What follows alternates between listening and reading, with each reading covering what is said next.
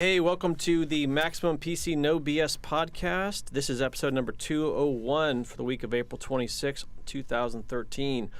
On today's kick-ass show, we'll be discussing leaked Ivy Bridge E benchmarks.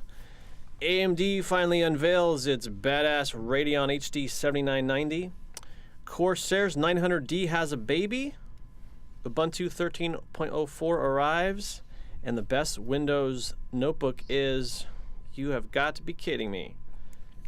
Also, editor's picks, your questions, Gordon's rant, and the Maximum PC staff.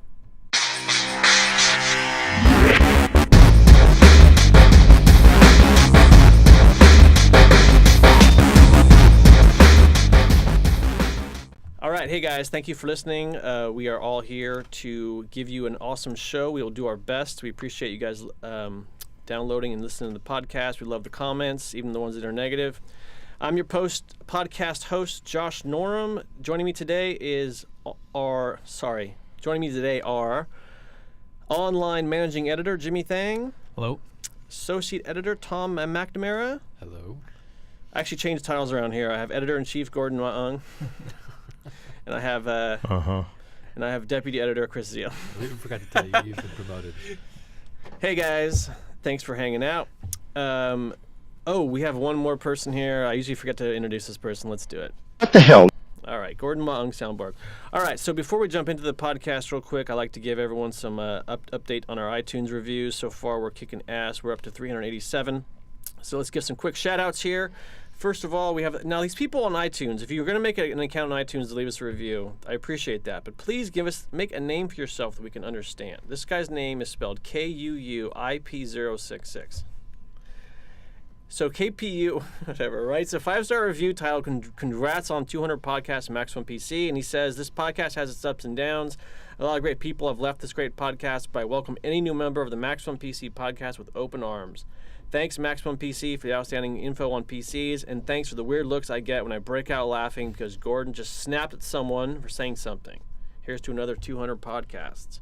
How do you guys feel to be welcomed with open arms by this person? It's pretty nice, huh? Maybe that's his real name, you know? You don't know. He could be highly offended right now. QEOPO66. Thank you so much for the hug. Second review is Insectophile writes a review titled "Would Be 5 Stars Sans Blasphemies," and he writes, "I love the magazine and never miss an issue of the podcast. However, I would give it 5 stars instead of 3 if there were fewer blasphemies." What does he mean by blasphemy? Well, like cussing and stuff. To follow that up, there's another review here by a guy named Weber Lee who writes a 5-star review and says just the right amount of blasphemy. Can't please everybody. That's funny. You know, I looked this up, just to be clear. I looked up blasphemy. It's defined as the act of insulting or showing contempt or lack of reverence for a religious deity or irreverence toward religious or holy persons or things. I don't think we do that on this podcast. I have no idea what he's talking about. That doesn't like Gordon at all. It means taking, well, you know. I can see Gordon saying the word Jesus Christ sometimes. Yeah, that's the only thing. Taking the Lord's name. People don't like the GD. Jesus Christ. I could use it. The GD. People don't like the GD word. The GD. Oh, wait. Hold on. Jesus fucking Christ. Isn't that okay, though? Because that's not really the... I think It's, that was it's not the same person. I think that was probably it. So, thanks for the reviews. We appreciate it. We know you guys hate iTunes, so we appreciate that even more. So, all right, let's just jump in right here. Now, Gordon's got some lowdown info on some leaked Ivy Bridge E benchmarks. Once you tell us everyone what Ivy Bridge E is first, Gordon, then go ahead and go into that. So for everybody, for the LGA 2011 guys, it's the big boy Xeon socket that's been out for about a year and a half now, and people got a little bit of a chill because there were rumors that Intel was going to pull the plug on even doing the Ivy Bridge version. So for people who don't know, if you have the 1155 or you're an AMD guy, there is a Sandy Bridge CPU, there is the Ivy Bridge, and right now the big boy socket is based on the Sandy Bridge microarchitecture. And we're expecting Ivy Bridge, as soon as the summer, or who knows. And then there were rumors that Intel was going to totally kill it, and then latest I've heard is that it's going to come out end of the summer. Wait, Ivy Bridge? Ivy Bridge E, okay. Which is basically the Xeon version of Ivy Bridge, which has been out, for quite a while now. And what everybody knows and loves and is inside the 3770K, 3570K. Now, there were rumors that they were just going to kill it. Yeah, I'm not really sure why. I mean, people were saying they were going to skip it and go straight to Broadwell E or whatever. What the fuck was that? Doesn't your laptop make those noises when you press buttons? It was like a water sound. Sorry, I'm logging into our Twitter account. Go ahead, Gordon. Yeah, so there were rumors they were just going to skip it and go to the next generation part, which of course would mean throwing away LGA 2011 socket. I've talked to a lot of people, and I'm convinced that they are doing Ivy Bridge E, and that they're not going to leave 2011 people in the lurch. And apparently this is true because there's a forum user on I think it's a Hong Kong or Taiwan site. It's I don't even know how to pronounce it. Cool Allure, COOLALER.com. Somebody released some benchmarks of the upcoming Core i7. What is it? It's going to be let me find the actual. We're talking about some guy on the internet forum. And how reliable is this? Well, unless he's totally photoshopped all these screenshots, which I doubt. Frankly, a lot of the leaked hardware often comes out of the pack rim, right? There's a lot of stuff that comes out of China. A lot of it comes out of Hong Kong and Taiwan. Sure. Right. So I mean, how many actual? Hey guys, sorry about that. Go ahead. How many actual leaks have actually turned out to be total bullshit? Right. This one, I suspect, is real. He does have benchmarks on the. Where's it identifying itself as? Well, I think it's basically the 4960X, and I think earlier in April there was also a leak that there would be 3 chips. There's going to be basically the Ivy Bridge E version of Sandy Bridge E, top end 4960X, a 4930K, and then a quad core version, 4820 whatever. So, and then it looks like. It's interesting because I've looked at some of the leaks and people commenting saying, "Oh, it's only 11% faster per core per clock." And what were you seeing there? Oh, I can't even. He doesn't really. I don't see them actually compared here directly. So, and I don't read Chinese. So, but you would expect about 10-15%. Yeah, I mean, come on. Ivy Bridge, Sandy Bridge wasn't. You weren't getting 40% more performance. So it's comparable. So, but the good news about this is. The LGA 2011 people who have spent, all this time and money to buy into the big boy socket, they're not going to get screwed. They will get one more processor. Yeah. That still seems like a pretty short. What, two sockets? What do you mean? 2 processors, and then you're done? Well, there could be speed bumps on it. It's possible. I don't know. That's the TikTok thing that Intel is doing now, right? You get the new process, and then you get the shrink, and then you get. This is a little different. This is because this is basically the Xeon version of the consumer part. They just are rebadging Xeons as the 3960X, 3970X. It's not really TikTok in a way. I think it's just simply. I mean, I don't know how that would really line up. This is just you're getting 2 parts. I mean, then typically, that didn't really work with Pentium 4 either. You couldn't run an original, Northwood? God, it's been such a long time. Was it Northwood? Yeah, it was Northwood, right? So you couldn't run an original Pentium 4, which came in socket 423, and then they screwed everybody by moving to 775. Well, the other thing is that with the 3930K and then the 60X, you already have like the top end performance that you're going to find in a desktop. Yeah. It's a good deal for what you're getting. So it gives you a lot of expandability. It's a hell of a lot of power if you really need all the cores. What's funny though? I was talking with Chris about this yesterday. Is that we used to have, if you remember back when we would have new OSs from Windows, we'd all had to upgrade our computers because they were just bigger and they required more resources. And now things are going in the opposite direction.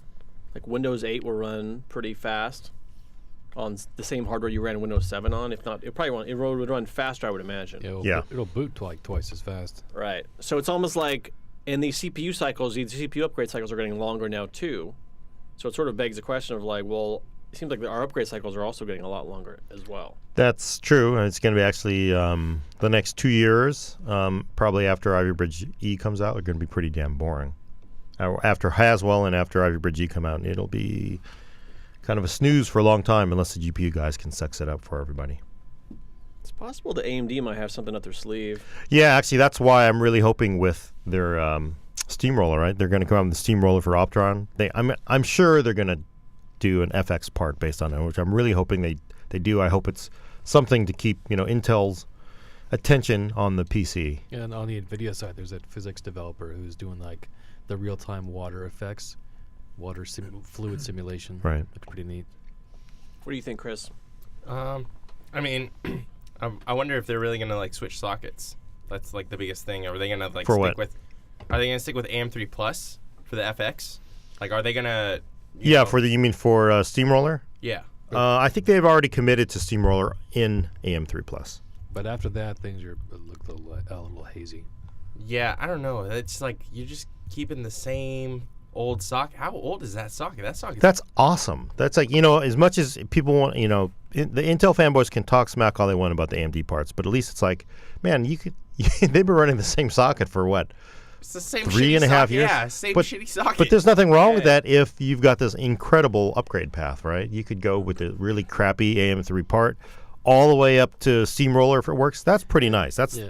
I mean, wouldn't it be nice to be able to use the same motherboard you bought 3 years ago? You can go from like an Athlon 2 X2 all the way up to like an 8350 right now. That's a It depends on the board though, because there's some boards where they just won't let you if you. 'Cause Yeah, they just don't it's- have support in the BIOS. Sure, it's not guaranteed, but it's definitely a lot better for enthusiasts DIYers to have a really stable upgrade path.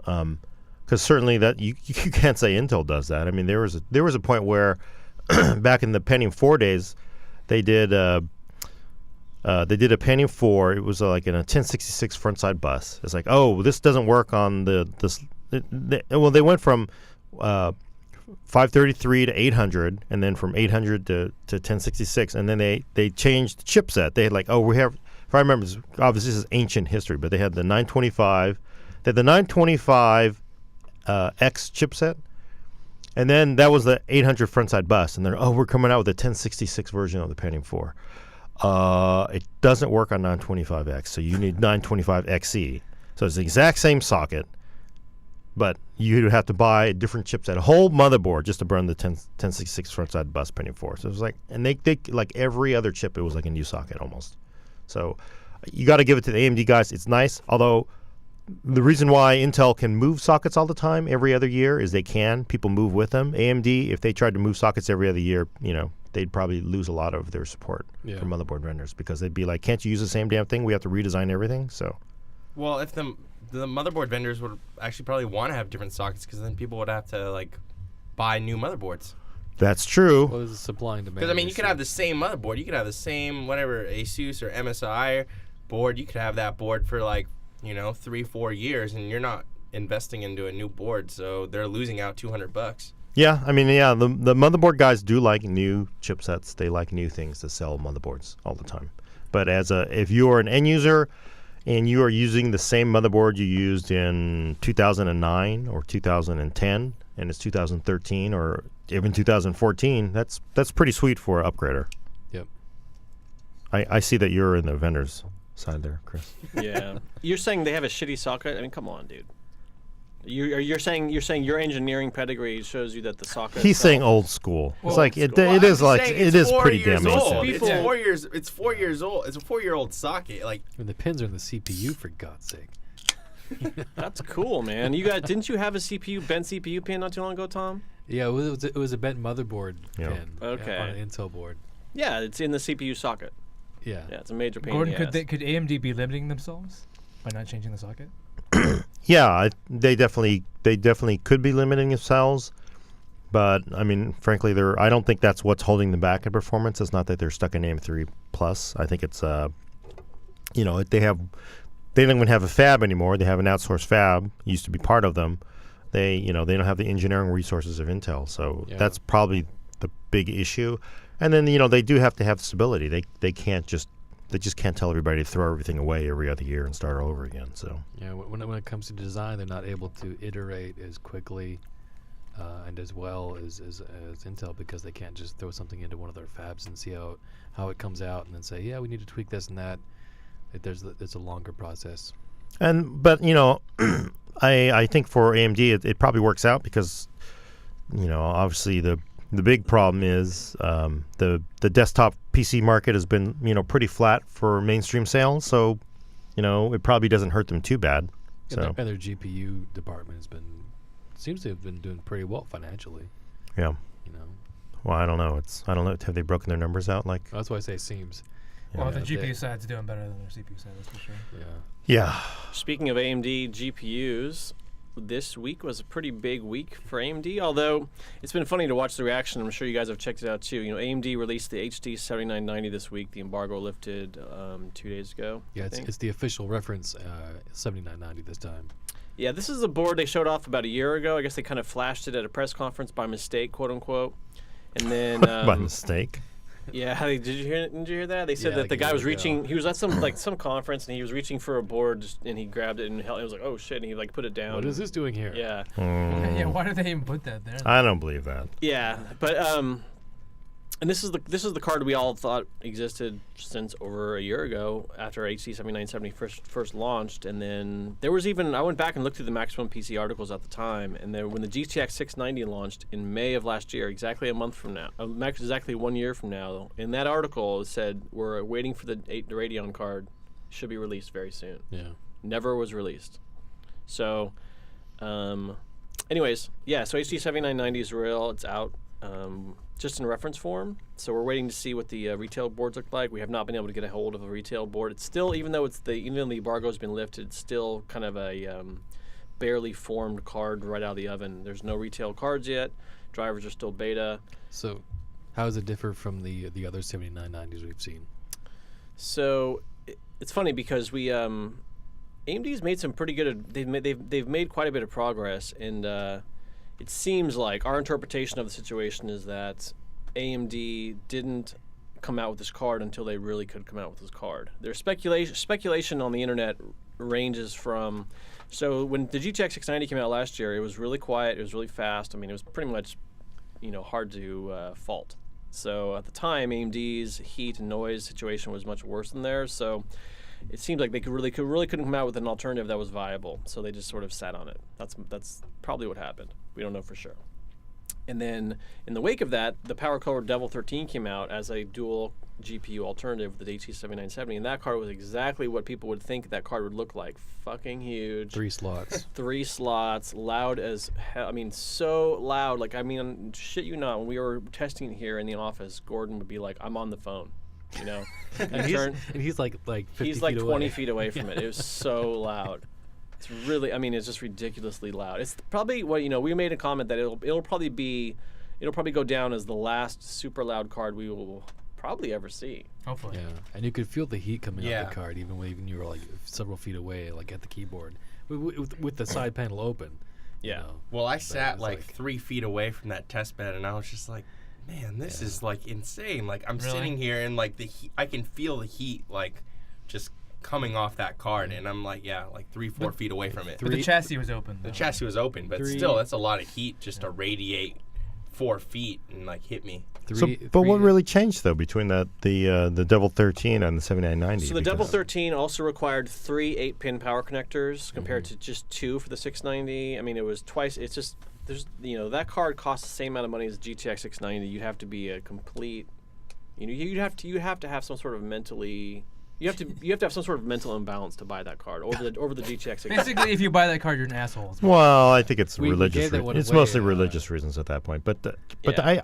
I guess what amazes me is that the Devil 13 was very hot, loud, consumed a lot of power, but the 7990 is like apparently pretty quiet, right? So then, after the Devil 13 came out, we're all kind of waiting around. Nvidia's sitting there just sitting on top of the market with the GTX 690, completely uncontested, basically. So then out of nowhere, now we have this Asus card, the Ares 2, dual 7970s, overclocked. So gigahertz edition, overclocked, water cooled and liquid cooled. in 2 slots. 2 slots, $1,500. Only 1,000 built for the entire world. Only 100 built for North America, that includes Mexico and Canada. Like an instant collector's item. Yeah, shipped in a briefcase, custom cut foam, laser engraved business card designating which number you have. Yeah, he's not kidding about the briefcase. I mean, you're talking about the most high-end GPU imaginable. I mean, anyway. So, and when we did the review on it, and it was definitely the fastest GPU we've ever seen, faster than the GTX 690. It's smoking fast, all the way, really, really good. But you can't buy it. There's just no. I talked to Asus. They said sold out. Yeah. So the one that we have, they probably want back. I mean, I guess they could ask for it. They really wanted it. Well, back, I asked but him. I actually asked him for a second one to do Crossfire. And he said, They just laughed. he said, yeah. He What's said, he got to laughing? He said the same thing. It's like you have that one, and that's the only one you're ever going to see. So I was Yeah. like, all right. So anyways, this doesn't really leave us with a lot of viable options for dual GPU AMD Radeon. So yeah, out of nowhere, they were just like suddenly it produced this card. Yeah, we were kind of skeptical at this point, given what we'd experienced with the previous 7990s. And we had a press conference with them like a month ago, or a media conference call, and they said that they were going to be releasing new 7 Series cards, and everyone thought, okay. And then they came out with the 7790, which is a $150 mid-range GPU, and we thought, oh, that's what they meant, is this little GPU. Okay, they fooled us again. God damn it. And then, so the 7990 is released, and they basically, it seems like they had to wait until they knew they could either beat or match NVIDIA in terms of noise output and performance and price. And they probably were also working on that frame latency issue as well. And they're working on the frame latency issues. So the rumors or the opinions as to why now, a year late, this has literally been a year late, they couldn't get the performance up to now. They couldn't do that without doing some sort of magic with the cooler. They couldn't get the frame latency. Like there's a whole bunch of things that had to fall into place to get this card released where it wouldn't be just mocked. And they've come pretty damn close. The kicker is with this card, is they're releasing it with 8 games. And the games, to the best of my recollection, are Far Cry 3, Far Cry 3 Blood Dragon, Crysis 3, Tomb Raider, Hitman Absolution, Sleeping Dogs, Bioshock Infinite. Battlefield, right? No, not Battlefield. There's one more that I'm forgetting. I mean, you're talking about some crazy Those are titles. AAA games. I thought it did come with Battlefield 4 or something No. like that. If you're talking about like maybe $50 a game multiplied by 8, that's like $400. Yeah. So, and in our test, it's it's just as fast, teeny bit faster than the GTX 690. Just as quiet, runs nice and cool. I mean, it does a really good job. It's 12 inches long. Yeah. It's a huge card. But then how long is the 690? Is it about as long as 11 inches. Okay. So it's 1 inch longer. Okay. So How does it compare to the Aries? not quite as fast, but you can. So these things still aren't out yet, but they're supposed to be available in 2 weeks. By the time you hear this podcast, today's Friday, maybe here next week, they should be available in a week or so. Yeah. So all I've seen so far from add-in board partners is Sapphire, and Sapphire copied the reference design exactly. And it's supposed to be about $1,000. $1,000. That's the yeah. MSRP. But with a massive, like $400 in video games, right? It's interesting though too. It's like if you have $1,000 that's spent on a GPU, those games are probably games you already own. Yeah, there's that. But then the thing is, you can sell those codes. You can to other people for maybe $20-$30 a pop or something. What I wrote for the magazine is basically the performance of the card is sort of secondary. I mean, we know, so just based on what you've seen around the internet, it's good enough. It's not lagging. It's not dominating. It's just they definitely have matched NVIDIA. And the important thing isn't so much those numbers and how the card runs and da-da-da. The important thing to me is that the fact that AMD is like, we are not going away. Yep, not lying down. Yeah, I mean, I think it's pretty amazing. Especially with the talks of Steamroller and everything. Yeah. And then also, you see that news, Raja from Apple. It's a long time, very respected engineer from ATI before the merger. Went over to Apple. It's been over at Apple for a while now. He's actually back at AMD. Yeah, he just came back like a couple weeks ago, right? Mm-hmm. And then didn't they have somebody else come back too recently? Yeah, I think so, on the CPU side or something, right? Yeah, so like they're getting back their old like pieces to the puzzle, it seems like. And I looked up that game real quick, the game list. So it was the titles you said before, Far Cry, Blood Dragon, Far Cry 3, Crysis 3, Tomb Raider, Hitman Absolution, Sleeping Dogs, and the last game's Deus Ex. And those are all pretty good games as well. Yeah, so you're getting a ton of value with that. Well done. Yeah, whether or not that will translate into sales and whatnot, who knows? I don't think we never even really look at sales for the GTX 690 anyways. It's like it's just a flagship thing to be out there to sort of show people that we dominate this market. Yeah. I think though that with the 7790 they were giving away Bioshock Infinite, and that's a $120 video card, and you're getting a $60 game with that. Like that's pretty good. Like if you're in the market for like a $120 to $140 video card and you get a $60 game with it, like that might entice somebody to buy that. Yeah, that never settle bundle's been helping them out, I think, with their sales. At least they wouldn't. Yeah, it's funny. We saw some would. press releases from NVIDIA not too long ago where they were basically trying to do the same thing, but they were talking about these really obscure games that I hadn't heard about. I mean, AMD has kind of got a lock on the market right now. It's really surprising. I mean, I don't know if it took NVIDIA by surprise or what, but like they have got all these AAA titles, including Battlefield 4, under their wing. It's pretty surprising. Yeah, I think it's only just recently that they started throwing in Metro last night with one of their cards. Right, exactly. But How can they afford this, though? I mean, Yeah, that's what Yeah. I want to know. I mean, Yeah, I mean- do they get such a massive discount from the developers Probably and not. publishers?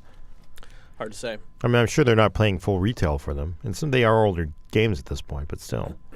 And Bioshock and stuff like that, Crisis 3 are pretty new. yeah, those are Yeah. still MSR selling. Yeah, NVIDIA MSRP. tried to compete, and they had this thing where you got like $75 in credit to like free-to-play games. So there was Right. like Planet Side 2, I forget what other one it was, but you got credit to buy items in those games. But I don't see that as being enticing. Yeah, that was Buy kind this of NVIDIA card and get this free game that's already free. yeah, that was Yeah, kind of their- yeah. Well, but you're getting the credits for the Yeah. in-game stuff, right? Yeah. When the 7790 launched like 2 weeks ago, we got this seemingly hastily put together, announcement from NVIDIA that they had a card, 650 Ti Boost, and then so they just came right back at AMD with the exact features that their card had at the exact same price point. Like it was like pretty hardcore in terms of competition goes. And yeah, AMD had the Bioshock Infinite thing, and then that was NVIDIA's retort to that was these $75 of credit for these free-to-play in-game items for these free-to-play titles. It was just like, what? Yeah. Really? Just Yeah. weird. Yeah, all this. I don't know if it's directly related, but I kind of wonder if AMD is going to get a boost out of the console games, because the console developers, they're going to want to code for PS4. They're going to want to code for Xbox, and all things indicate Xbox will be AMD based. Is this going to make a big difference in the games? Because they're going to be talking to AMD. How do we make our games run better on Xbox and on your silicon. Yeah. on PS4? So, AMD will also, when for you're coding for a PC, here's what you do. It's like a Yeah. That's a problem for NVIDIA too. When AMD signs these these agreements with these developers to basically make their games sponsored by AMD, they're using AMD hardware and optimizing for AMD. So when the game, usually that means this is not a I can't say this is for every game. I don't even know. Anyways, the point is that when a lot of times the developers with NVIDIA hardware don't even see the game until it's released. So people who are out there who have NVIDIA hardware, when the games are released, like Tomb Raider, they have this crazy bad performance. So Yeah. NVIDIA has to like scramble. the hair Glitches thing, and right? crashing. NVIDIA has to scramble to get that fixed, like ASAP, so their customers aren't pissed off at them. So it's like it's an ongoing problem, and if it's like a turf war, basically, is what it boils down to. Yeah. Yeah. So. But they do have a unified platform now on the console side, because the Wii U uses AMD graphics. Oh, that's right. So like all of the consoles are all AMD based. So I don't know what NVIDIA is going to do, because it's like all the hardware now it's x86 too. So it's x86 and it's got their GPU in it. So it's like everything AMD. So they must have their hands full though. So supporting all those developers because of how much hardware is in all those consoles. Yeah, but I'm sure that comes with part of the contract. Microsoft and Sony and Nintendo were buying the hardware from them, so. Yeah. NVIDIA just came out with that new software called Geforce Experience, which basically they have, you basically run this Geforce Experience software, and it has presets for all your favorite titles in terms of they've done in their labs and tested all these games and decided that at this resolution for Bioshock Infinite, here's what you have to set for this type of hardware. They've done all these matchups behind the scenes. And Yeah. they put them in the software. With one click, you set all your settings. Right, and then it's supposed to cause the problem of games not accurately detecting what hardware you have and setting their settings all wrong. We've all seen that before, I'm sure. Right. When I talked to AMD about that at GDC, I said, "What do you think about GeForce Experience? And you have something similar coming up?" And they were like, "We don't need it because we're already working with all the hottest game developers to develop on our hardware in the first place." And so it was like pretty much an ice cold burn. It was pretty funny.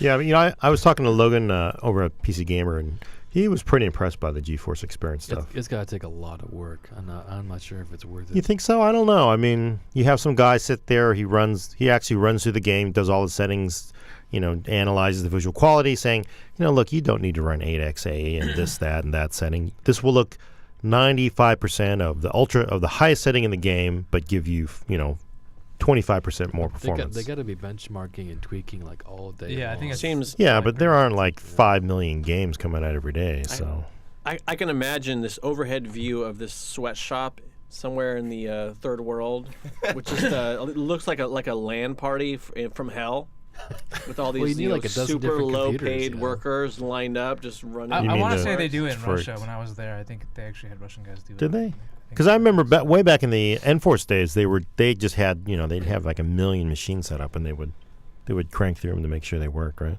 But I thought it was here. No, I think it's over. I'm pretty sure it's overseas. All right, so let's move along to the next topic here. Corsair 900D. We've all seen this case. This is Corsair's new flagship case. Now, we're not ready to talk about that yet. We haven't published our review. But we have seen that the 900D did get frisky somehow and pop out a little baby case in the form of the 350D, which is sitting in our office. You guys had a chance to look at this thing yet?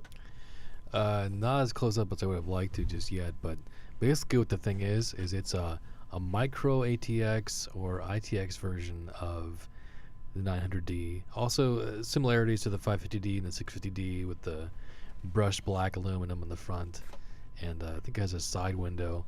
And it's basically a pretty slick thing for its size, because it'll fit like a 240 radiator, even a 280 radiator on the top, and then space for other radiators in the back, and I think in the front and on the bottom, and there looks like there's space in the top for push-pull radiators as well, which is kind of impressive for a micro ATX case. And it's MSRP is $100, and it's supposed to start shipping in May. I haven't seen it on Newegg yet, and I found it on Corsair's the product page, but when you click on buy, it says, "Oh, sorry, we're out of stock." So, But it looks exactly like the 900D, right? we have one in the office right now, but we've been just so busy wrapping up this issue that we haven't really had a chance to crack it open and give it a good run. So that'll probably be in next month's issue. It's funny, there was kind of a renaissance for small form factor back when shuttle was a big deal. Yeah. And that's sort of fallen away to back to the old school, these massive towers that we're all using and enjoying. And now something like this comes along, and you're just like, well, yeah, I don't really. This case has individual SSD drive bays, which is really cool. Yeah. But it basically sort of addresses the needs of current. It looks like it needs, like the addresses needs, because there's like 2 hard drive cages at the bottom, a couple SSD cages up sort of near the top, like I think 2 optical drives. And then the whole midsection is just wide open for like a massive video card. You can also put a 240 millimeter radiator on top. So it's kind of like, what else do I need? Well, yeah, I was pretty cool. I was building in a Silverstone ITX case a month or two ago for the magazine, and I could overclock the CPU to 4.4 gigahertz stable, and I was running a Titan card in there, overclocking it by the core by 150 megahertz, and that was all stable and all fine. And it was then the entire thing was basically the size of a large shoebox, and it makes me wonder, well, how much space do you actually need to just have a nice gaming computer or high performance computer? And so maybe we don't necessarily need something like the 900D anymore. It makes you wonder. It depends on what you're going to do. Those things are great once you get them, once you build them from the ground up. But if you ever find yourself having to go in there and swap parts out and stuff like that, it gets super crowded pretty damn fast. Yeah, and cable management's gonna be like really annoying too, because you're either gonna have limited cables, or you're gonna just have a pain in the ass having to like zip tie everything and like put it somewhere. Yeah, for something like the 350D, you're definitely going to want a modular power supply, just because of the small size of the case. I don't think modular power supply. Tom and I have a disagreement on this, but I think modular power supplies actually eat up more space. Eat up what? Because Why? of how the cables come out straight. Yeah. Instead of if on a normal power supply, everything just comes up in that, it's like a ponytail, right? It comes out in one spot. Modular, you've got this entire massive fat plane of wires and all these connectors, and you use every single one of them. You plug every single one in. You don't Not use really. all of them. Yeah, almost every We single had one. Come that on. talk before where you're just like, I plug them all in because I don't want to lose them all. I use And one that. SATA. I use one SATA, And frequently I don't use any Molex. Yes, but you also then you try to. I saw that wiring you did. He ran it from the optical drive. So he's like, oh, I got to plug in the water cooler to a the SATA. water cooler that I was working with had this what did I weird- do with the other SATA cables? I fucking lost them. How often Let me does- just stretch it all the way over. How often does the CPU cooler need a SATA connector though? And that was unusual. They do. That's what they use on the. I'm actually kind of glad they're going away from Molex for that. It makes a lot of sense. That's on the H100, I think. Yeah, the 100i. 800i, yeah. Oh, we got Yeah, the that- 150D. That took me by surprise also. Should I run back to my desk? We got the Corsair 150D. Did you guys see it? 150D? Yeah, hang on. Let me get it. He's going to get some bullshit. I think I know what he's talking He's going to get about. some bullshit. All right, well, he's gone. Chris is going to tell us all about the new version of Ubuntu. Just came out 2 days ago. Which is that Ubuntu or is it Ubuntu? I've always pronounced it Ubuntu, but Yeah. I'm not like fighting it. I don't know. I say Ubuntu, but yeah, somebody just say Ubuntu? Okay. Chris did a Linux Ubuntu. build it for us a couple months ago. He's kind of getting into it. Okay. Yeah, so this is the next version after 12.04. 12.04 is going to have 4 years of support. And this version, 13.04 that just got released, something that's kind of big news is it's only going to have 9 months of support. Oh yeah. So you're going to get this OS and you're going to have to It used to find be another like one. it used to be 18 months, I think, for the non long-term support releases, and then like 3 years for the LTS releases. So it was like 1204, 1210, 1304. They always release them in April and October, 6 months apart. Yeah. So now they're shortening this to 9 months. Yeah, less than a year, so that's kind of disappointing. But it's supposed to have improved performance. So for like lighter weight systems, if you're going to have like a dual core system or something like that, shouldn't have that big of a footprint on your system. But from what it looks like, it looks pretty much exactly like the same as 12.04 LTS. There's not much. There's mostly stuff that's under the hood that's changed in the OS. Yeah, And that sidebar kind of bugs me. I would like to be able to disable it. no, you can collapse the sidebar in 12.04 LTS. Can you? Yeah, you can collapse. That was annoying to me does too. it still come back when you move the mouse over though? Yeah, I Well, mean, see, it I want to comes just back. get rid of that and put a regular dock at the bottom. But they're like, no. Oh yeah, you can't switch. You can't switch it. You have to always have it You on can't the left move side. it. You can't disable it, and it's just like, come on, this is Linux. I'm supposed to be able to modify this however I want. I don't know. So are you using it, Chris? I haven't used it. I've been using 12.04, which I mean looks exactly the same, but it's been pretty snappy on 12.04. I want to try to test out 13.04. I just don't know what system I want to put it on. If I want to put it on my desktop and just see if I can use it, but there's just so much like limiting it. You know, if you have to open up like, if I want to open up Lightroom, I can't open up Lightroom in, Ubuntu. I have to use Windows, so kind of sucks. So did you install on like a secondary computer, or it's a virtualization or something? No, I haven't done any virtual PC on it, but yeah, just from what I've read, because Paul wrote a story on it, it's just supposed to, be more kind of like Windows 8, lightweight operating system. So, yeah. Gordon, did you find the? Oh yeah, the 150D. It's the new form factor. So there's what? Full ATX, micro ATX, mini ITX, and then now mini ITX. This is a full PC. Yeah, show the No. camera the other side. You can't? Other side. Well, there's no way. Here, Chris, you have to show it to the camera. This is nano. That's a full nano micro mini ITX. Is that right? Yeah, open it up. Nano ITX. It's got a 512 gig SSD, DirectCU 2 video card, Core i7 processor. I'm guessing looks like about 16 gigs of Kingston DDR3 Oh, single channel though. single channel. Well, it's you Single can't. It's channel. look how small it is. But that's full on Core i7 overclocked to 5 gigahertz, I think. And the whole thing only costs about $50. Yeah, What's the video card? Oh, it's got like some DirectCU 2. yeah. I think it's a 680. Yeah, it's like a 680.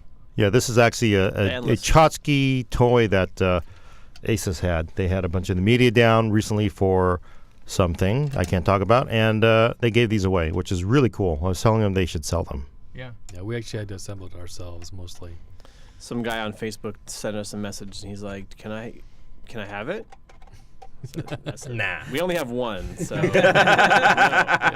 Yeah. Sorry about and that. Asus probably won't let us have another. Actually, I have another couple. I've been Do you? hoarding Oh, them. shit. Yes. We can give those other 2 away, but the amount of red tape, we should actually go through that with a lawyer, because the reason is we have to go through so much fucking red tape for everything. But we should say, like, we want to give this away. It's going to be a Oh, yeah. contest. Okay, what's the value of it? About 25 cents. Should be, really? You gotta pay taxes. Yeah, on you it. gotta pay taxes You on pay it. You gotta pay taxes 4 on cents. it. 4 Not cents kidding. in taxes, No, it's man. like 12. Shit. It's like 12 cents. Oh, man. It's 12 it's like cents. half. Fuck. I think I do think the legalese gets slightly simpler if there's not a lot of money involved. We've been giving away Really? really expensive stuff lately, so. Well, why don't we give a couple of these things away? You know, I was telling Gordon, I think this is actually a pretty cool toy to give to like a kid or something like that to sort of show them how to build a computer. Yeah. Yeah, as long as concept, they don't try to eat it. Yeah, I'm not talking like 2-year-old. I think it actually said, small parts may be eaten by children. All right. Speaking of PCs that are already built, there was a story. There was like a survey done about the best Windows notebooks. Oh, yeah. Jimmy has some information about this. Jimmy's So gonna it's talk Jimmy's about that one, favorite right? It's topic. kind of surprising. So it was actually a study. A survey. Yeah, I forget the name of the website. Salutu. Saluto. So basically, Salata. No one's going to listen to them anymore. yeah. So basically, this third-party company basically did this study where they said the best Windows 8 laptop is actually a MacBook. I think it's a MacBook Pro. Is that right? 13-inch MacBook Pro. Okay, yeah, 13-inch MacBook Pro. So they said it's the best Windows 8 laptop, and their criteria was mainly that the other Windows 8 laptops, when you buy them from like Acer and Dell and stuff like that, they come with bloatware. Okay, that's fair. But at the same time, they're comparing it to the MacBook Pro, like a clean install. So it's like if you're gonna do a clean install on a MacBook, which you have to, obviously, shouldn't you also be doing a clean install when you install it on the Acer or Dell equivalent? So I thought that was kind of odd. They also said the Apple MacBook Pro gets some points because it had the least amount of like blue screens. Now I've been reviewing Windows 8 laptops for about 6 months now, pretty much since Windows 8 came out, and I have never seen a blue screen on a laptop, Windows 8 laptop, ever. I don't see how you can quantify that. How can you? So say I think that? they ran it for a certain period of time, and then they said then they counted the little ticker. Well, you know what I think it is? Their website, they basically sell a little widget, and you install it on your machine. I'm sure if you can go to their website, you download the thing, and then it gives you advice on how to fix stuff. So they call it crowdsourcing, to use that word. So then somebody will say, oh, if you do this, whatever, you can do this to your computer to improve performance.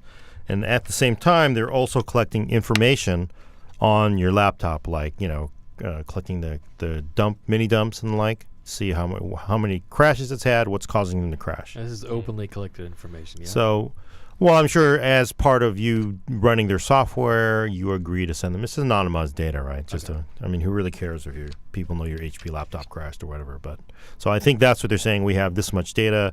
That's why we can say, it's more reliable. What's weird is, this study doesn't even show you which Windows version they're using. Like, is it Windows 7? Is it Windows 8, 64-bit, 32-bit?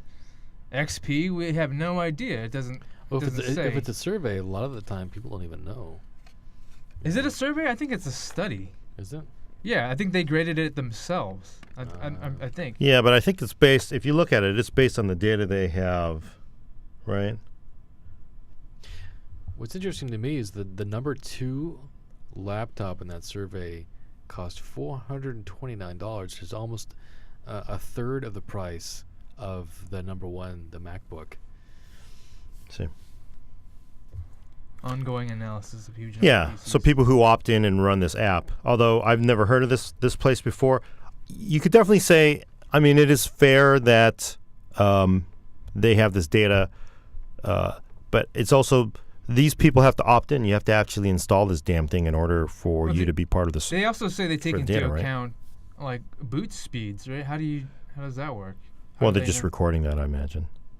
Yeah, but if you have Do they do that themselves, or is that from the server? Well, this is just total Doesn't boots. So that- look that at this. They have numbers for total amount of boots. Doesn't that MacBook come with an SSD? No, Yeah, the 13-inch, doesn't it? I'm pretty sure it's MacBook not. Pro. No, Because I that don't would make a pretty sure. difference in boot What is speeds. it? Retina? Are they talking about? It's not non-Retina. Comes with a mechanical hard drive. The thing costs Says $1,200 MacBook Pro bucks. 13. Yeah, no, that's non-Retina. Damn. They said the mid 2000s. That's Well, a mechanical hard drive. The elephant in the room that's absolutely total fucking bullshit is you can't buy a fucking MacBook with Windows on it, right? You don't go to Apple's website or go into the store and say, I want this MacBook Pro. Oh, by the way, I want it, configured with Windows 7. You know Right. what I've had trouble finding also is a laptop that has just an SSD in it. Like they always seem to throw in a mechanical hard drive, and it's like maybe I don't want one. Maybe I don't need that much capacity. So it'd be nice to just be able to have that option, just an SSD. That's all I want. Wait, why are you taking us down that road? We're talking about these fuckers. So So the issue is, right? I mean, you can't get Windows on it. You can't get it. So people obviously are installing Windows on their MacBook Pros because there's something they need to boot into Windows to run instead of OS 10. My other question is, well, how much actual time is spent in Windows? I mean, do people honestly think that somebody goes out and buys a $1,200 MacBook Pro is going to spend 95% of the time in Windows?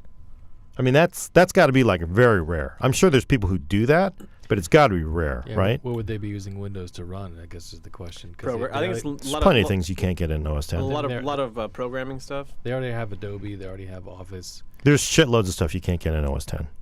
Right. Like Windows games. Can you get Fraps Oh, in? yeah, but, I Can you mean- get Fraps in OS 10? I don't even think I don't know if there's an equivalent, but I'm just saying there's probably a lot of stuff. But I mean, they're not going to be running, right? They're not going to go out and buy a MacBook Pro, spend all this extra, pay the Apple tax, and then run Windows 7. Doesn't make any sense. Yeah, and that hard drive that comes in the $1,200 one is 500 gigs and 5,400 RPMs. That's slow as shit. Yeah. No way that's- How is that going to be to 7200 or like even an SSD? Does it come with an SSD? No, Well, you cannot. No, well, if you want to get the SSD one, it's an extra $200 and you get a 128 gig. And how much is that? Because they're listing the $1,200. That's $1,400. yeah. But- so this one's got to be the hard drive one. not- yeah, it's but they're the not hard talking drive about one. performance. They're talking about reliability. What they're saying is Windows, I'm going to assume Windows 7, when clean installed onto a MacBook Pro, it doesn't have as many crashes, as many problems as, all these other HP brands. Or But isn't not it- HP, but isn't it- other PC brands. Wouldn't it be incorrect to call it the best Windows 8 laptop when you're not taking into account, boot times or actual like CPU or GPU, like how good those applications are, or how good it is for gaming, which a lot of people. Yeah, it is bullshit because they do right here. It says right on the top, best performing Windows laptops. But what they really mean is laptops. I mean, there's a huge fucking asterisk bigger than the earth there that says laptops that run Windows for 30 minutes a day that are clean installed, have fewer crashes or fewer problems than, these other notebooks that run Windows full time. And that's $1,200 without the Windows license. So Yeah, with it, that's another $100. There's a lot of problems, though, if you do like a boot camp setup with it. Yeah. Because my roommate was telling me his coworker did a boot camp on a Retina MacBook, and the wireless Xbox 360 controller does not work on it. Well, there's no. There's no drive, like the driver shit on. Yeah, is the all driver funky. support is horrible So- because Apple doesn't want to support. They don't want people to turn these things into Windows notebooks. Yeah. Right. I mean, even this website concedes that is a problem, drivers and stuff like that, and they seem to weigh the fact that the HP and the Dell laptops come with bloatware more heavily than the fact that you may encounter driver issues. To me, like, driver issues is a big deal. Like, if I can't get the latest drivers to my graphics card and I can't play this game at a playable frame rate, that is much worse than having to uninstall this virus protection program. Well, they've even had problems with Office running on there. Because my aunt works at Intuit, and she got a MacBook for her work computer, and they did a boot camp on it, and a whole bunch of Microsoft Office applications just did not run. What? Yeah, they just couldn't get them to work on there. Like the IT department was just like, yeah, That doesn't make any sense. Yeah, I was just messing up.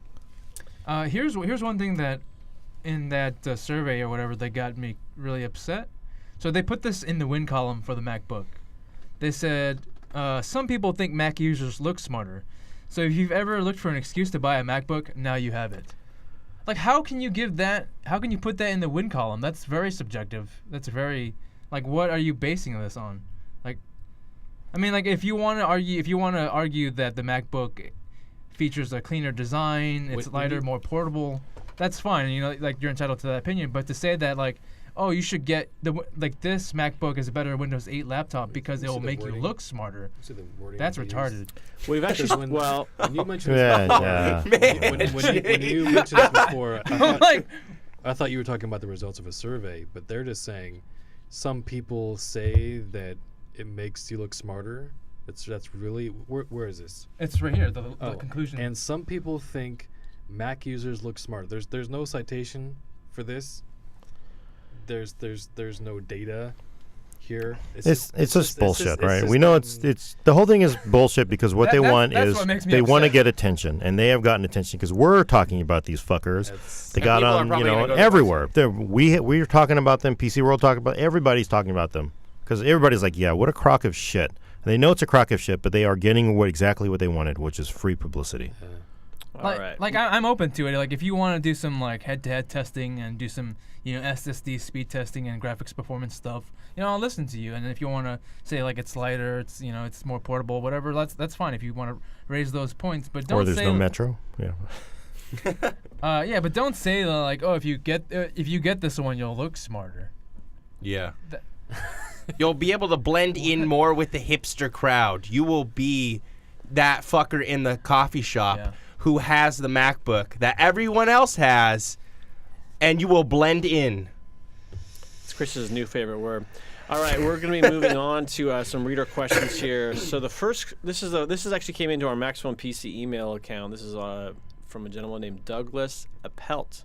He says, "Hey guys, love the podcast. This is in reference to the no one eats fries at 10:15 in the morning line." Oh, that was your guys. Wait. I got to just add this before we get into this. Holy shit, I didn't realize this. So the number one MacBook Pro has 0.88 crashes per week, 1.06 hangs per week, right?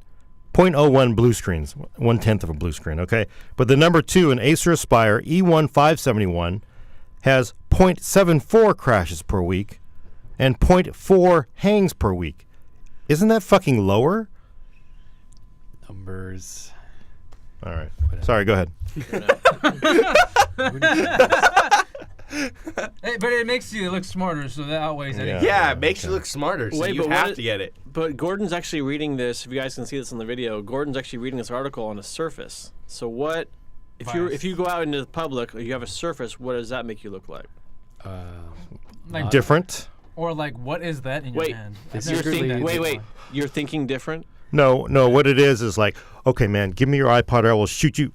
Okay, what the fuck? What the fuck is this? So just take it. It's insured. It's a Surface RT. Whoa. I've never take it back. No, it's okay. You can rob me. No. I was here to steal your iPad, but you're here to steal. No, I don't want the Surface RT. This could save your fucking life. That's actually true because I would like to see somebody go over to what's it, Pawn Stars shop. You know the one I'm talking about on History Pawn Channel. Stars. Yes, Pawn Stars. Try to go over to that store and sell one of those things to them and see what you get. Oh yeah, they'd be like, "Oh shit, it's an iPad. All right, we'll buy it." Nah. They'll be like, Fuck. "Yeah, Okay, we've disrupted Josh's train of thought. Yes. I'm not disrupted at all. You guys you're totally fine. I was going to say I don't think a pawn shop would be interested in a tablet. Those guys will buy anything. Anyways, the fries. All right, so this guy says, yes, they do. So, yeah, so in reference to the line of no one eats fries at 10:15 in the morning, yes, they do. Tom had it right. I work at a midnight shift and don't get home until 8 a.m. I live permanently on the reverse cycle. I don't want breakfast food after work. I want a burger. So then he says, I don't know what lame excuse McDonald's has for not serving burgers in the morning, but Burger King has no problem selling burgers, fries, and their own breakfast menu at the same time. Yeah, but their food's not very good. Their breakfast. You can order anything you want off the menu anytime. Keep on ranting, Gordon. So, Ekiduki, this is another one from before. This is Andy says, I listen to the podcast a lot. I also like it a lot, but it seems like there's a lot of cussing. It's mostly unnecessary. Some of it's fine. I don't expect Gordon to survive without cussing, but I would appreciate it if you could start limiting the language, maybe during the rant only. Sent from Gordon's tablet, the iPad. We'll see what we can do. Yeah. Good job, Gordon. All right. So these are actual reader questions. What about this one here? What is the best graphics card for gaming? Is a GTX 670 good enough? It depends on your budget. These are all kind of open-ended questions. You know, it depends on what kind of case you have, because you could put like a super duper video card in there, but you don't have enough ventilation. Or We had a we had a GTX 660 as our sweet spot 1080p card back in December of last year. It's sort of right bumping up against the 7790 from AMD and the GTX 650 Ti Boost. Those cards right around $200 or so are usually sufficient. And we're talking about 1080p gaming, right? 1080p gaming, yeah. If he's looking at buying a GTX 670, then we can assume his budget's around $400. In which case, I depending on what you're looking for, you could do a 7970, maybe not a gigahertz edition at that price, but definitely a 7970, and maybe you can update the BIOS to a gigahertz edition. I can't remember how that works, but that's a good card. And 670 is a good card too. Yeah, I think 670 is in the best of the best, isn't it, Josh? Yeah, 670 overclocked is basically as fast as a 680, but about it also depends on your screen resolution. $60 Yeah. cheaper. You know, Something like that. I That's mean- still not going to be good enough. if 670 also is not good enough for 2560 by 1600 if you Yeah. want to run Yeah. AA. It's there's not. the 3 gigs of RAM on the 7970. The extra gigabyte of RAM will probably help you. But they're probably not running a 26 by 14 or 26 Yeah. by 16 panel, right? Yeah. Need to have more background info on the question. Like they need to know. Yeah, what kind of screen? Like, if you're doing 1920 by 1080, I was using a 660 Ti for a while, and that maxed every game out 60 FPS, every game, like no matter what, every new title, Hitman Absolution. And I mean, I was using an overclocked processor too with it, quad core, but it's like, you don't need more Are than you that. sure? Yeah, at 1080p. Yeah. I mean, 1080p, For a everything maxed out. 660? No, 660 Ti. Oh, okay. The Well, Ti, like the it's close. Ti, I was like, if you're at 1080p, what more do you need? You know, actually, I'm running a 670, the best of the best, and I tried playing, and for the most part, yeah, it handles pretty much everything. But I tried playing Bioshock Infinite pretty early on. I don't know, maybe that game is not very optimized very well, but I was not able to max it. Like the frame rate just dipped. Were you It did- putting AA on or no? Yeah, I haven't maxed it out. I tried maxing it out. Well, why would AA kind of jacks up frame rate? If you Yeah, have no but that's AA. part of the max settings. Yeah. Yeah, I mean, I think I had Hitman at 4x. I don't think I had it at 8x, but yeah, that was at 79 FPS. But we know both Jimmy and I have sensitivities to lower frame rates, whereas Tom and apparently Chris Bioshock, are not sensitive to low frame rates. Bioshock What do you apparently mean? had some performance issues out of the box. Yeah, so it at might least be on the fixed video now with cards. drivers. I haven't played the Yeah, game in a while. fix but- the config file. There's some memory cache that was by default was too small, and you had to widen that out. Might have fixed it in the patch. So in general, the cards at around $200 or so, 660, 7790, 660 Ti is around 230ish or so. That's what we consider the baseline for 1080p. If you Yep. want to go higher than that, and you can go higher than that, yeah, go for it. Crank it up. Saul Alinsky asks, "Hey Max PC, do you do us older folks a favor and increase the font size of the magazine?" Has anyone ever heard that criticism before? The font size is All the relatively time. small. Yeah, we Really? get that all the time. It's pretty standard font size for a magazine. But if you take it and you take the magazine, people don't know about this move. You do this. Well, he's Oh. probably I think he's talking about the the actual physical magazine. yeah. Yeah, I know. I'm joking. Or you get these fancy new technology things called glasses. Calvin Jeremio asked, "Do you guys ever still share podcast space with PC Gamer, and if so, would you ever consider doing an episode together?" I don't think there's enough room. Yeah, Podcast we all share space. the same room, but getting all in the same room would be kind of. We'd have to move to a new location. We don't really work with a gamer that much. You know, it would be actually pretty fun if we just did like one of everybody from all the different podcasts. We do a podcast, PC Gamer, Xbox, the Games Radar guys, Tech Radar, I think does one. No, they don't. Yeah. No, they don't? Oh. We'd have to use They a should. different room though. All right, we can look into it. Rick Madrigal asks, "What is the best air cooling PC case in your opinion for a 3-way SLI?" I currently have NZXT Switch 810, and I love the tower, But it's made for water cooling. So right now I have a bunch of 140 millimeter fans, and it's really loud. As a side note, I'm not much of a fan of a crazy looking tower. Thanks for your help, and you guys have an awesome magazine. Full tower, doesn't look that fancy. I think he's looking for something that's just, I mean, you want something that's just a normal ATX tower, I guess. For three-way SLI. Well, That's asking a lot. If he wants someone that's unobtrusive and doesn't cause a lot of noise and is a full tower, then there's the Fractal Design Define XL R2, which has actually been going around for $100 to $125 lately, and that comes with 340 millimeter low noise fans on it. I can remember how fast they spin by default, but their fans are shaped for low turbulence. What about that Ozza case that Dave loved? That's the opposite. Well, maybe you get fans. It gives you a ton of fans, right? Yeah. I forget out of the box. Is that what he's looking for? Well, he's apparently looking for a case whose fans aren't that loud, or at least he can put a lot of fans in there without producing a lot of noise. Might want to look into getting different fans. Silverstone has, I think it's the AP123, but that's only 120 millimeters. If you want 140, then you're looking at maybe some of the Corsair AF140 for exhaust, and then SP140 for intake, and then Arctic Cooling has some relatively quiet fans in that size. It's surprisingly tricky to find a 140 millimeter fan that moves a lot of air but doesn't make a lot of noise and actually displaces a lot of air. Yeah, that's a tall order to say. You're going to need a lot of cooling for the cards, so... Definitely a full tower case. I don't think you can do that. That's usually when people go to full tower, and they go to like water. I mean, if you want it to be quiet and small or whatever, you could theoretically water cool it. But you're talking about that's a really tall order. Yeah, I'd say he's got to stretch it out and buy a big case. You know, older 800D is still a fantastic case. You can get those for what, $270. The 900Ds is nice. But the nice thing about it is you just stretch everything out. You don't have all these cables blocking everything. You can add fans in a lot of different places. I've seen the Cosmos 2 selling for like $250. Oh, yeah. The Cosmos 2 I think would be fine for that. TJ11 from Silverstone, I don't know how much longer that sale's going to get. I think you just need a bigger case. Yeah. And then bigger case and aftermarket fans, not with the freebies. Yeah. David Woodward asks, what's everyone's thoughts on AMD fixing the hitching with Crossfire systems? What do you think the time frame is? It's rather irritating since I have dual 7950s and I deal with this when I do get time to game. Now, when I met with AMD, they talked about this for the 7990 launch because this was a crucial issue for them. And one of the rumors going around about why this card came out now, if we mentioned it before, was that they had to fix this issue before this card was launched. So they told us and everyone else too that they are working on a fix. They have not definitively stated that it is going to be fixed or that it has been fixed. They've been working on this for quite some time.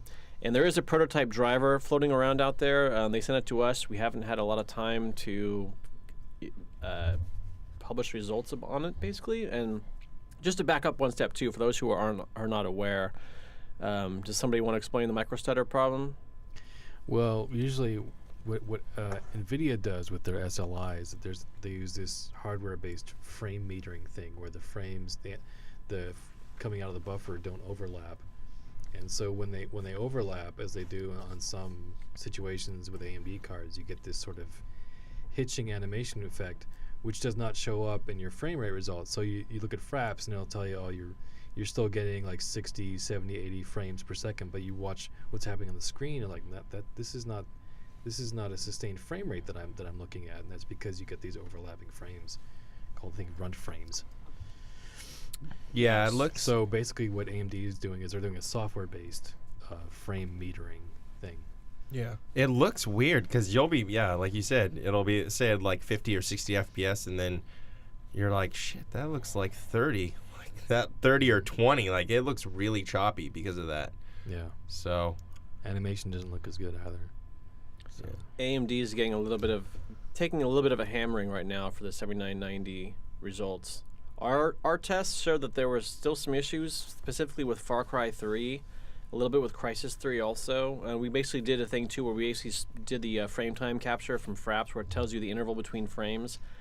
Then I basically plotted a graph showing the difference between those numbers, so it would give you the actual interval, and then we basically plotted those intervals onto a vertical bar graph. And you see the numbers just going up and down, up like crazy. And if the card was performing perfectly, it would just be a straight line all the way across. The interval would be exactly even for every frame. It would be delivered at the exact same time, but it's not.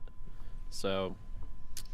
They say that they're delivering that. There's actually the top story on our news site right now as you read this is AMD Catalyst 13.4 update addresses latency performance in several games.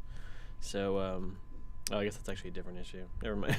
So yeah, I think the one that addresses the frame latency is like 13.5 beta something. Well, the issue they sent us a driver for the frame time stuff, and that's a prototype driver. So they said it's like pre-beta. So Okay. we'll have to test that out. We're looking, they said that they're working on it still. The card's coming out pretty soon, so it's kind of like, well, obviously they're feeling the pressure and they're trying to get this thing to market as soon as they can. So all I can say, or I guess to answer your question, is AMD's aware of it. AMD's acknowledged it. AMD is working on it. They've released a prototype driver for it that the media is playing with right now. We expect that to be finalized more in the next 2 weeks or so when that card actually arrives. So I don't know what to say other than it seems like they're making progress. Yeah, I got to talk to Ryan Shroud over at PC Perspective this week. Was it this week? Yeah, he was the guy who originally discovered the. Well, again, this actually came up in the YouTube channel. He's been doing the frame rating, right? Capturing, doing. Yeah. But I mean, the micro stuttering. This is related to micro stuttering, right? It's the whole kind of bag of. Yeah. But so talking to Ryan, and I did apologize because the last time to somebody we posted our video, somebody's like, "Yeah, you should be crediting Ryan, not because I said 2 years ago, not Hard Rock God, I'm getting totally Tech Report actually talked about the micro stuttering, right? So he was totally all over the micro stuttering 2 years ago, but I was talking to Ryan. Ryan's been all over this because he's doing some really advanced frame capturing and analysis to try to figure out what the hell the problem is. And I'm hoping I'm not kind of like giving away any of his secrets, but he says the big issue, what Josh is talking about here, is that AMD is doing it in software. NVIDIA has basically, NVIDIA has been beat up on this a long time ago because, it's been a problem with SLI in the past. So right now with Kepler, it's a hardware solution. Right. So for AMD, they have to basically go through with every new game and make sure that it works. It's going to be harder for them. The lag will definitely be slower than NVIDIA, which for the most part has solved most of it. They have to do it on a case-by-case basis and introduce like the same way NVIDIA introduces SLI profiles with each. Is that what you're saying? Yeah, I mean, I don't know, but it's not just automatic. I mean, it's a hardware solution in NVIDIA, so they have, for the most part, licked it, right? Whereas it's going to be more work for AMD. It's going to take definitely better drivers, which, let's be honest, it's not been AMD's strength recently. So yeah, for sure. All right, well, that's going to be about all the time we have for questions. Let's move on to editor picks. Now, did you guys bring editor picks? I have one. I can talk about mine while you guys scramble. I have mini micro ATX. Can you even buy that? Micro mini. Chris? I don't really have an editor pick. I can just say try it. Oh wait, you know what? I've got Ubuntu, right? I have. Wait. Try Ubuntu. There you go. I have a pick for Chris. Now Chris is our intern, in case you guys weren't aware of that. So for Chris's pick, he'll tell you how to become a Mac PC intern. Oh shit! Is this a pick or like these picks are getting really abstract now? Yeah. It's any sort of tip or whatever that could improve someone's life potentially. And we suck so bad we couldn't even come up with that. Speak for yourself, Gordon. Well, I mean, Josh had one. Chris has one now too. So now he's stumped. You can't. There's a camera showing it. He's just like. I mean, he's locked up. If you need time to collect your thoughts. Okay, go Tom. Yeah, go Tom. Okay. I would say that for this month, my editor pick was the Define R4 mid-tower from Fractal Design. I've been working with that one for a couple weeks now, and the reason I like it is, well, there's a few reasons. One, it has this sound absorption paneling built in all over the place, all around, like enclosing all the noise that would usually come out of the case, and it has two low noise 140 millimeter fans on it, so it's nice and quiet there as well. And then also It's wide, so you can actually install a 140 millimeter radiator on the back, which is very rare for a mid tower. Now, offhand, I can't think of any other mid towers that'll fit that. What do you mean by the back? The rear, where the rear exhaust fan would usually go, you can fit a 140 millimeter radiator back there, and because of the width, there's also more cable management room than normal on the back of the motherboard. Yes, and there's so much space actually that you don't need wide angle cables for SATA cables for your hard drives. You can just use whatever cables you have handy, and so it has a lot of nice features in it, and it's decently priced. It's like usually $100. Cool. So Jimmy? All right, my editor's pick is going to be somewhat controversial, but it has one caveat. MacBook a Pro? MacBook. Oh yeah. I've changed my mind within this half an hour. No. Oh man. No, so it does have one caveat, and my pick is actually going to be Windows 8. Oh yeah. With the one caveat being that you download Classic Shell, which is free. So for the past couple of months, I've kind of dogged Windows 8 quite a bit. The Metro start screen is I still think it's terrible. Get a number, stand in line. But I've been reviewing Windows 8 laptops for a while now, but I finally switched over to Windows 8 on my personal PC at home, just because I wanted to learn it more intimately. So I installed Classic Shell, which makes it look like Windows 7. So the start button replacement, right? Yes, the start button replacement. So I pretty much don't ever have to see the Metro, and it does boot up a lot faster. I feel like its search functionality is also much faster as well. It looks cleaner. I like the fact that you can actually do a system restore or what have you, the reinstall thing, and it looks really nice. So how does Metro or Modern feel with the touchscreen? Well, actually, at home, I don't actually use a touchscreen myself. Okay. But yeah, so I'm just pretty much using it as like a souped-up version of Windows 7. Okay. Yeah. That. Or Windows 8. You have to modify Classic Shell, because that's what I use at home too. I use Windows 8 and I use Classic Shell, and you have to like modify it to look like a specific way. Because at first it'll make it look like it's in like Windows XP mode, and it's like super funky. So you have to like go in there and like change it around if you want it to look like Windows 7 and stuff. I just grabbed Start as back. The Classic Shell, the advantage is that it's free, completely free, open source, while the ones that do an arguably better job with the look and feel do cost money, like they're like $3 or $5. No, I mean, for me, like, honestly, okay, Classic Shell, it doesn't look... The search function isn't very good. It's broken, I think. Is it? Yeah. I haven't Yeah. had any problems with it. Yeah. If you wanted to do is, I've not been able to actually search for files using Classic Shell. I can't do it. Yeah. I haven't had any problems so far, but searching for programs is fine. But yeah, I mean, as of right now, it's like a better version of Windows 7. It's faster, it's lighter. I actually finally did it on my home machine. I said, screw it, I'm just gonna go. I built a new box, installed Windows 8, and I decided instead of taking the cop out and running all these Metro disablers, I would see if I could live with Metro to see how much it would piss me off. Because in benchmarking, it really does piss me off. But actually sitting at home on my primary gaming box, I don't even notice. And it is true, I think I've said this in the past, it's not like how much time did people spend in the start menu? To just start up the start menu and sit there all day and like, ooh, I'm going to sit here and reorder everything. No, you just started the thing up, started your app, and got out. And actually, I'm finding that with Metro or Windows 8, if I don't add shortcuts to everything. I just go ahead and start the machine. Or I go into Metro, I find the app, I start it, and I get out. I mean, it's not bugging me. The only thing that does piss me off is rebooting or powering down. You still have to do that stupid go into the corner thing and then wait for it to hover out and Charms bar, pull out power. Yeah, but come on, it's not worth it. You know what? It's not that bad. Why is it not worth it? What? You said it's not worth it? No, I mean, it's just like, you know what? It works. It doesn't kill me. Honestly, what I've done is I've just mapped the power button to sleep. So. All right, Gordon, what's your pick? Diet Coke. Oh, yeah. Right? Now that is something I can Yes, endorse. I was saying Coca-Cola, you can email me for this, but Diet Coke. It's gonna kill you. All right, my pick is something that's pretty simple. This is we all like to enjoy our time on the computer. We all like to be hardcore PC, enthusiasts. But there's also time where we need to just chill and relax and watch something that's funny. Porn? My pick is a YouTube channel. This is a guy named Roman Atwood. And I don't know if you've heard of him before. All he does is very G-rated pranks. And they're really, really funny. It's family entertainment.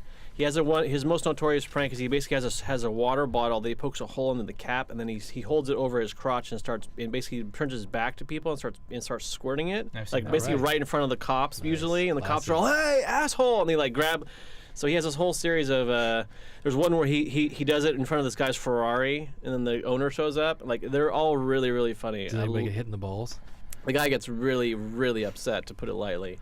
Wow, it's so funny. I live in the city of Oakland, and it's so funny that I could see his ass, getting shot over that. Well, he has one too where he takes a can of compressed air and he's spraying it over graffiti with cops right around the corners, and they're all like, "What?" Anyways, it's all really funny. So yeah, it's a YouTube, and his name is Roman Atwood. So that's my recommendation. It's really funny. Nice.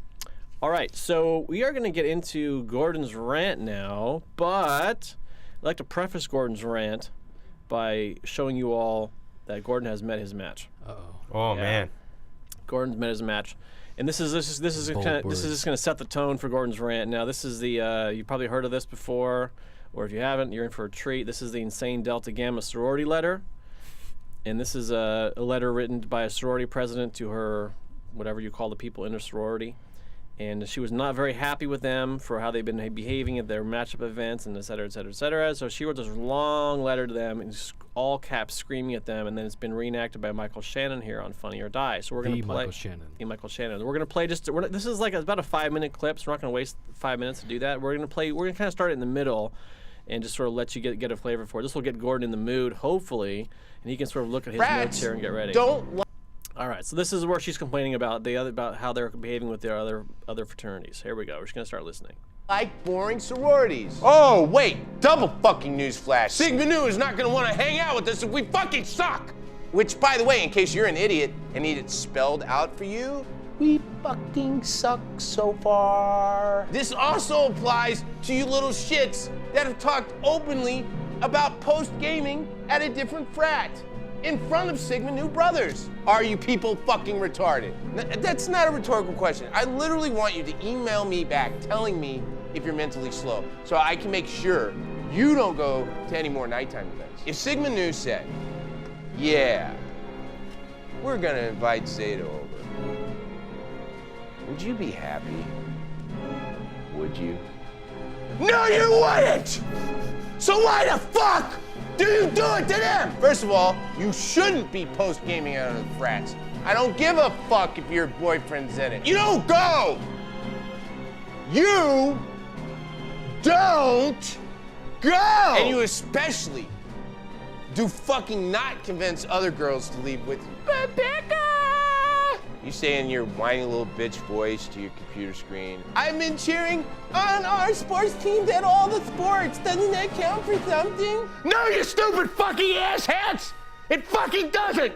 Do you wanna know fucking why? Doesn't count because you've been fucking up at sober fucking events too! For example, being stupid shits and saying stuff like, yeah, what's kickball? Well, it's time someone told you, no one fucking likes that! I will fucking cunt punt the next person I hear doing something like that. And I don't give a fuck if you SOR me. I will fucking assault you. If this email applies to you in any way, meaning if you are a little asswipe that stands in corners at night, or if you're weird shit that does weird shit during the day, this following message is for you.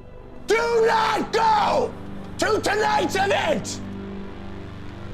I'm not fucking kidding! Don't go! If you were one of the people that have told me, oh no, boo-hoo, I can't talk to boys, I'm too sober, then I pity you. Because I don't know how you got this far in life, and with that in mind, don't fucking show up.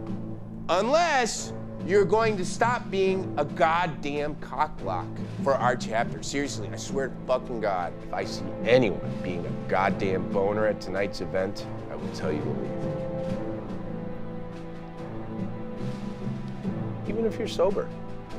And for those of you who are offended at this email, I apologize, but I really don't give a fuck. Go fuck yourself. Pretty stiff competition, Gordon. Well, I think the problem is. You don't have dramatic background music? No, I think that. Well, first, I don't even know who the fuck Michael Shannon is. But He's from 8 Mile, the Eminem movie. He plays. oh, I'm sorry, I missed that one. Is it on Netflix?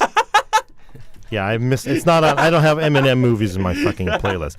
My problem is, apparently, she's not exactly a nice person in other aspects of her life. But let's face it, is she right in this case? Right? I have music for you. Is she right in this case? It is just like, now I will say, this is just like that time when everybody got all over fucking Steve Jobs' case. Now, I defended him that time. I'm defending him now.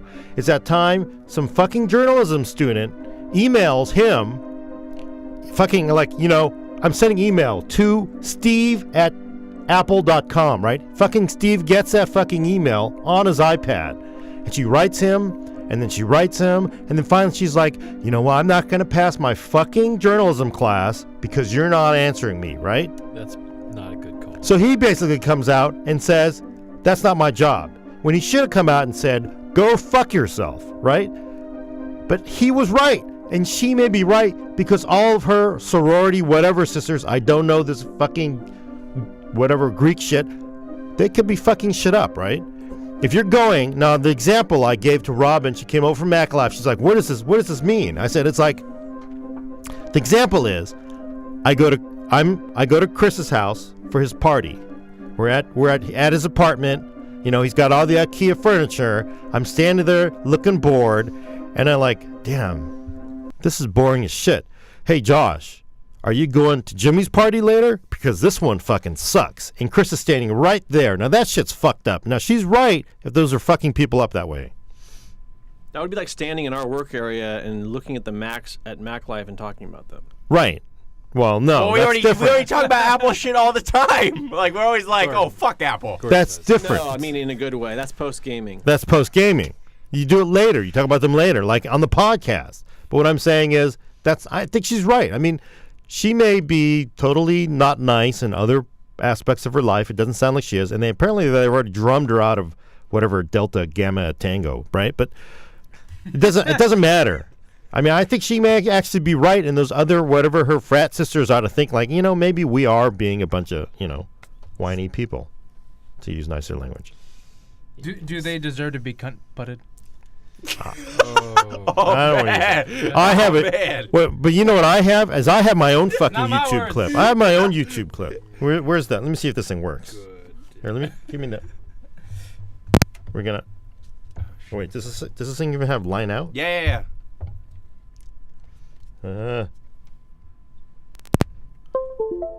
Ooh. Nice. Well, maybe we'll just refuse to go on You stage. show it to the camera. Woof. You Full don't The camera's all the way over there, Gordon. talk to me like that, you little piece of shit. Get the fuck up! Get the fuck up!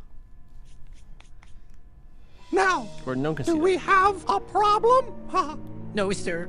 No, Mr. Mouse. No, Mr. Mouse. Oh, that's good, because I thought we had a problem for a minute there, huh? All right, now, get out there and make me some goddamn money. I bring this up because That was Mickey Mouse beating up Jonas Brothers. Is he a Right. pimp or something? Or what? is Mickey Mouse a pimp in that video or something? No, he's just Mickey Mouse. Apparently, people don't know this, but Mickey Mouse is a badass, right? Seriously, he will come down and fuck your shit up. Okay. That's why things are so successful at Disneyland. But I'm saying is, I'm bringing this up because this is old ass news, but I didn't get to complain about it. But fucking Disney bought Star Wars, right? They're going to fuck that shit up, don't you think? I mean, they're already talking about one Star Wars movie every year. Every summer, right? Every summer. And the reason I bring up this movie, could you imagine like working at like whatever one of the former Lucas things? And then like, well, we can't make a movie every year, and that fucking mouse will come and fuck your shit up, don't you think? No? Well, George Lucas is no longer involved, though. It's kind of a mixed blessing. That's because fucking Mickey kicked the shit out of him. They're making like 7 or 8 more too, right? They're fucking it up. I don't know how they could possibly make. There's no way this could turn out. You guys good. are completely wrong. Number one. What? Number two. Everyone, the general consensus seems to be that people are just happy to have George Lucas's hands off of Star Wars. Finally, he's released it to Disney's care to do with it as they please. And yes, they might be milking the shit out of it like a cow every year for their next 9 years. I don't know. No, that's crazy because the problem with that is it's fucking Disney, right? What do you? I don't see how that could possibly turn out. Name one Disney movie that's blown you away recently. Kung Fu Panda. That's like a kids movie, man. The Avengers is Star Wars is kind of in the same genre. The Avengers? Oh, Holy shit. They're having The Avengers that. was pretty good. They're having that director who directed that Star Trek movie that you like so much. Yeah, J.J. Abrams. Wait, Yeah, wait. that guy. They own Pixar too, dude. Yep. I don't hear anyone bitching about But that. they don't actually do. How much? All right, a little bit of bitching. Sorry. Cars was pretty big. Cars 2 sucked. Cars 1 was good. You really think that The Avengers was a good movie? Well, yeah. Come on. I think so. You didn't Well, like Jay Avengers? These are all That these, shit was like... Gordon. This is all. Whether or not a movie's good is obviously completely subjective. But there are No, that's not true. It's like food is either good or bad, right? Okay, food is different than movies too. There's also a lot of food that I don't like. Doesn't mean it's not good food, Gordon. Wait, I can't fucking find the other thing I was going to complain about. But I'm just saying that's bullshit. I know we've talked about it before, but fucking Hawkeye is lame. And this lady running around with 2 pistols? Dude, Hey, Hawkeye fucking, you was- got Thor and Hulk there? Hey, the What the? Avengers. You might as well just be cleaning up with a pretty broom. lame. What? The Avengers. The The Avengers. This is a weird argument to be having, but Hawkeye was only in the film for like 5 minutes total. The Avengers score on Rotten Tomatoes is 93% certified fresh. Oh shit! I am glad Rotten Tomatoes has said this because now I have reevaluated that fucking Hawkeye is fucking lame. Who's Hawkeye? He was the guy played by the dude who was Jeremy in the movie Renner? with Jeremy Renner, yeah. I He played by thought Jeremy. Captain America was really lame. That was Why? pretty good. He could fuck up at least 5-6 people before No, he was Jeremy always in Renner's trouble. character He's always in fucks trouble up once. one guy. Iron Man had to save him a bunch. And It was one too many superheroes for one movie. I'll give you that much. I think the original argument was that the one Star Wars film a year is too much, and I think that probably will oversaturate things. Yeah, I think so. Yeah. Right? But if they're really good, I mean, can they be really good if you're pumping them out every They 12 can't months? be. First, you got J.J. Abrams, who doesn't respect. He doesn't respect the legacy, right? He's like he does Star Trek movies. He doesn't respect what Star Trek's about. What the hell is? Go, Gordon, go. Dramatic rant music. He doesn't respect Star Trek, right? And I've talked about this, but you don't fuck with the timeline. You could do whatever you want with Star Trek. You can make fucking Vulcans red-blooded. You can, whatever, turn the Enterprise upside down, give it 3 fucking engines. You can do that, but you cannot fuck up one of the fundamental things about Star Trek, which is you don't fuck with the timeline. And you know what? It's like Star Wars. Hey, the Jedi can be running around shooting you with a blaster. They're going to have like double, they can have 2 blasters running around shooting people, all right? And you're going to be like, hey, how's it going there, Master Jedi? Hey, that's a pretty ugly looking robe. He's going to pull out his fucking lightsaber and cut your fucking head off. You know why? Because they don't have to have a reason like, well, I can't hurt people, right? Remember the whole Jedi thing? Like, oh, I don't want to like hurt people unless you attack me. So you like that whole thing where you can make fun of Jedis, they don't fuck your shit up before, that's all gone. So the movie they come out with, the Jedi can be just like, they're just going to like walk into like an Old West saloon. You give them the wrong look, they're going to cut your fucking head off. You know, actually, the music kind of helps. this is like the most epic day ever. Yeah, this is awesome. What about this? I heard in a podcast the other day, someone was discussing Star Wars, and they mentioned that Han Solo was basically a drug dealer. No, he wasn't. He was a smuggler. Drug trafficker. He's Different. Okay, he's a mule for drugs. Trafficking is different than That's drugs. not exactly a male role model that we want to emulate. I agree with that. And worried about as I said before, he fucking just shot poor Greedo, right? Greedo's just like, hey, how's it going, Han? You know, what's up? I haven't seen you in a while. You haven't posted your Facebook in a while. And then fucking Han just shoots his ass. Han has to show that he's hard. Yeah, he has to show that he's not fucking around right now, He's not dude. taking guff. Yeah, but I'm just saying Greedo was his fucking friend. You don't know the backstory. Greedo probably like fucking... I don't know. Greedo's like, hey, Han, how's it going? Shit, I haven't seen you in a while. Where's that 50 credits, you know, you borrowed from me last week? I kind of need some of that back. You know, I'm still paying for that XP38 I bought, you know, and, you know, hey, can you just... He's like, well, Han's like, well, fuck, I'm not going to pay Greedo back. I will shoot him instead. I'm thinking that Han was just sitting there in the back of the bar, having a drink, minding his own business, trying to chill. And this guy comes in. He's like, hey, bitch, where's my money? And Han naturally just... I think Greedo was a lot nicer. First, we don't know what the translation said. What? He had his gun out, didn't he? Yeah, that was Han's gun. He was giving it back to him. He's like, yeah, hey, I need that money back. And hey, the gun you left... Remember that time you got fucking stoned in my place on Spice? You left your gun there. Here you go. Yeah. Giving it back to you. And right? with his finger on the trigger, though. That's sending mixed messages. He did not understand gun safety. I mean, he was a fucking whatever. He's a pacifist. What do you expect? He's fucking Greedo. You know, I just realized now we forgot to do our rant intro music. So that is a bummer. We're going to have to work on that. That's about all the time we have. Thanks, Gordon, for the anger. Thanks, everyone else, for your contributions. Thanks, you guys, for listening. And just a tip, so if you're listening to this podcast right now, this week we did not play any reader questions that were sent to us through our voicemail. So you can call and leave us a voicemail. We will play it on the show if it's quick and to the point and it's a good question. The number to call to do that is 1-877-404-1337, extension 1337. Excuse me. If you want to send us an email that we'll try to read, like the one we had earlier from Burger King, that was very enlightening. It's at MaximumPCPodcast@gmail.com. We're on Twitter and Facebook, of course, and you can subscribe online. We're on Google Play, iTunes, Kindle, Nook, and Zinio if you doing the digital thing, and of course, we're still in print as well. All right, so that does it for us. On behalf of Gordon Ung, Jimmy Thang, Tom McNamara, and Chris Zele, thanks for listening. Catch you guys next time.